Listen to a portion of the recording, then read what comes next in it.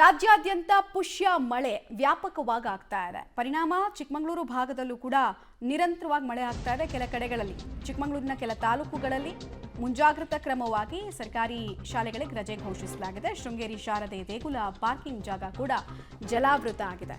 ಶೃಂಗೇರಿಯಲ್ಲಿ ರಸ್ತೆಗೆ ತುಂಗಾ ನದಿಯ ನೀರು ನುಗ್ಗಿದೆ.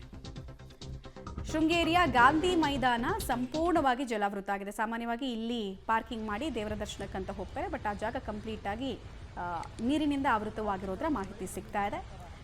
ಚಿಕ್ಕಮಗಳೂರು ಅದರಲ್ಲೂ ಪಶ್ಚಿಮ ಘಟ್ಟದ ತಪ್ಪಲಲ್ಲಿ ಪಂಚ ನದಿಗಳ ಉಗಮ ಸ್ಥಾನ ತುಂಗಾ, ಭದ್ರಾ, ನೇತ್ರಾವತಿ, ವೇದಾವತಿ ಈ ಥರ ನದಿಗಳ ಉಗಮ ಸ್ಥಾನ ಈ ಜಿಲ್ಲೆ. ಸೊ ಜಿಲ್ಲೆಯಲ್ಲಿ ಒನ್ಸ್ ಮಳೆ ಆಯಿತು ಅಂತ ಹೇಳಿದ್ರೆ ಜೀವ ನದಿಗಳು ಉಕ್ಕಿ ಹರಿಯುತ್ತೆ.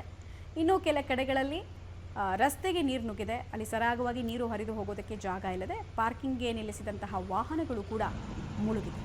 ಜನಜೀವನ ಕೊಂಚ ಮಟ್ಟಿಗೆ ಅಸ್ತವ್ಯಸ್ತವಾಗಿದೆ.